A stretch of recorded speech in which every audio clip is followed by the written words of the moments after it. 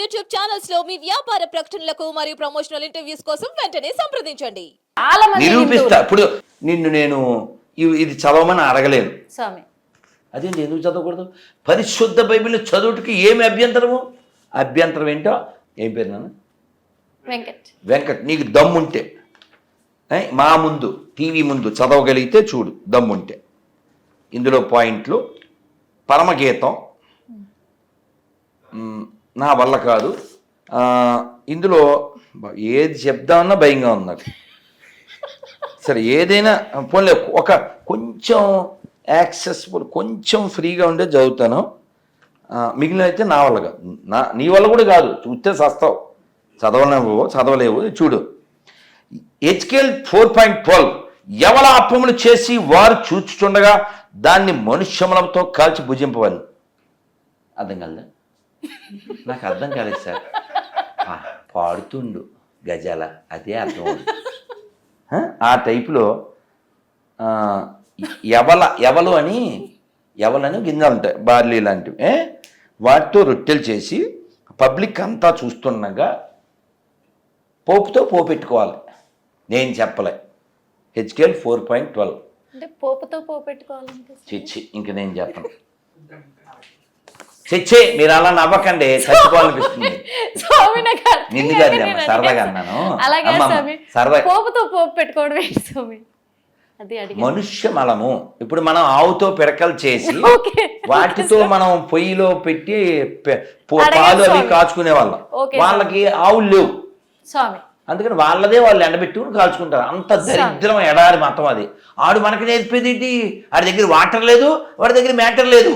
అందుకే నేను చాలా ఏళ్ల క్రితం చెప్పా, no clarity, no purity, no surety, no reality, no humanity, how stupidity this rascal speaks about spirituality.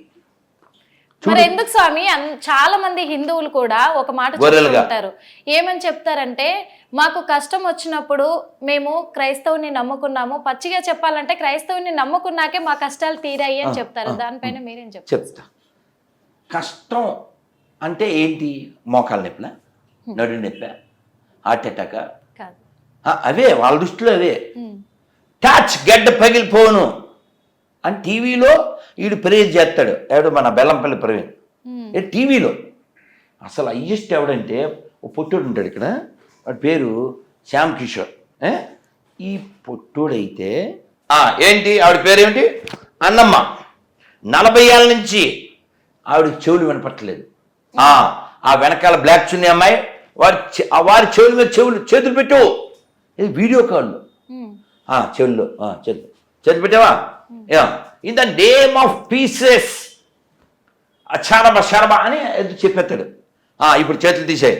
వినపడుతుందా? వినపడుతుంది. వినపడుతుందా? యా చూడొచ్చు వీడియో. వాడు ఇళ్ళ తిరిగేస్తాడంతే. ఆవిడకి వినపడిపోయిందంట.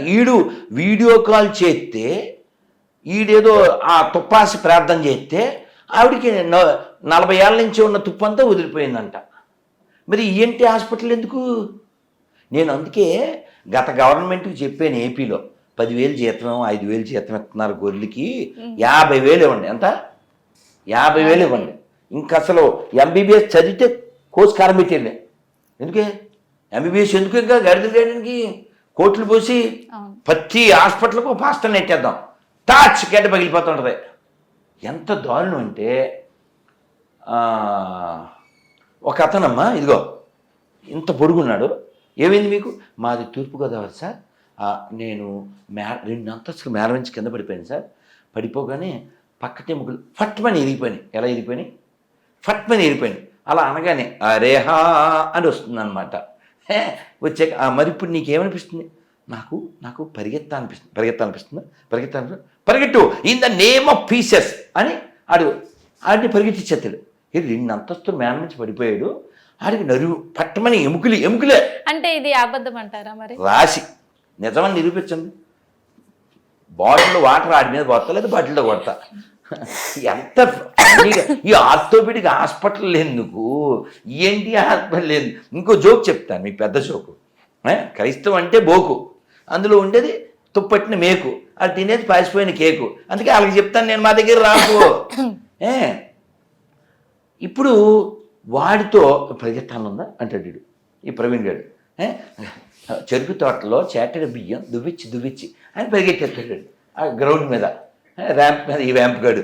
ఇక్కడ జోక్ ఏంటంటే అసలు ఇవన్నీ వీడు చేయగలిగిన వాడు. నా పాయింట్ అమ్మా, ఇలా ఎవరినంటే ఆడిని స్టేజ్ మీద ఆర్టిస్టులను అందరినీ బాగు చేసేస్తున్నాడు కదా.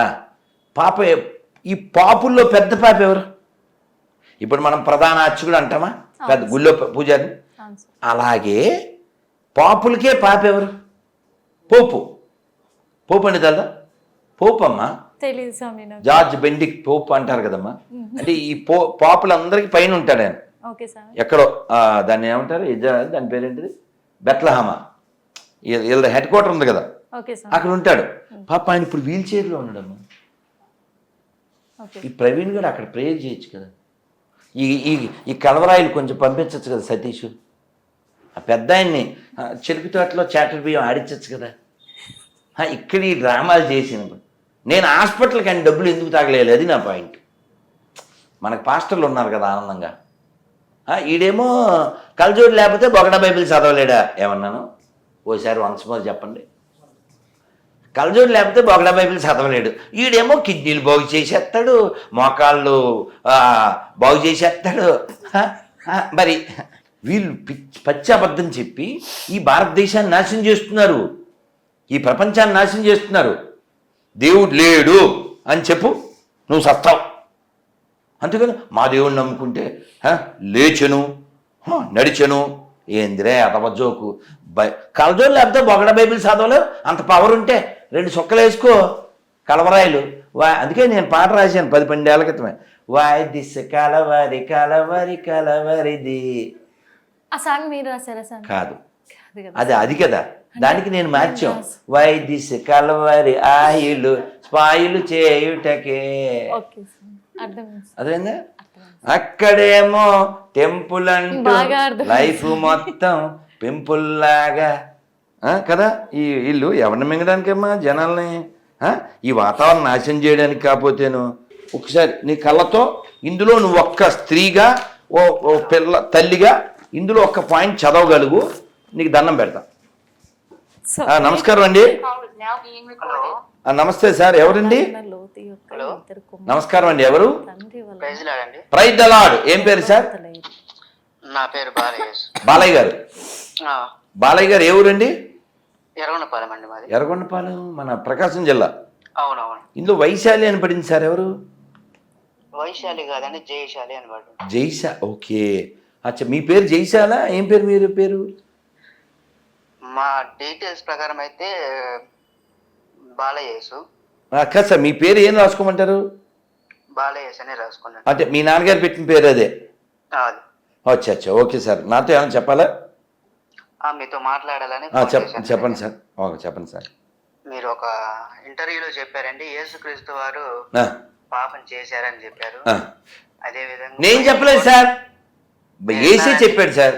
నేను విన్నాను. నేను అనేది సార్ నా వీడియోస్లలో కూడా చెప్పారు. అసలు ఏసే చెప్పాడు సార్, ఒక స్త్రీ గర్భం పుట్టినవాడు ఎప్పటికీ పరిశుద్ధుడు కాలేడని.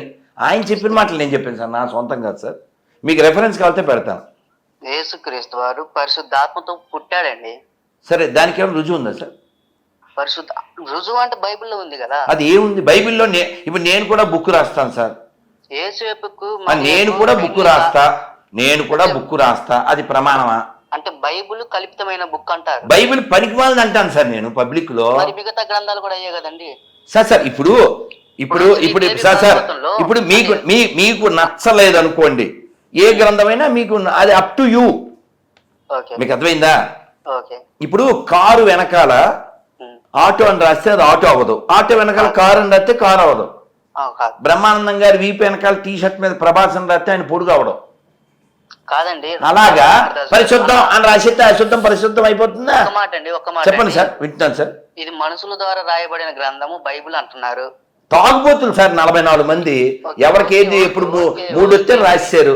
చెప్పండి సార్. ఓకే, మరి వాల్మీకి తాగుబోతులు అంటారా లేకపోతే విచారంటారా ఏమనాలి? కాదు సార్, వాల్మీకి కాదు సార్. ఇప్పుడు